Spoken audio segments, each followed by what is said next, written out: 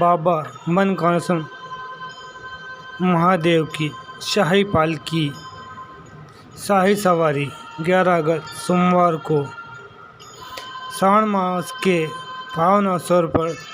तालनगर में विराजित श्री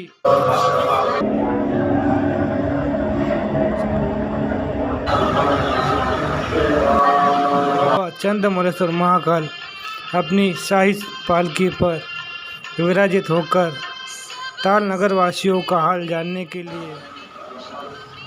तालनगर में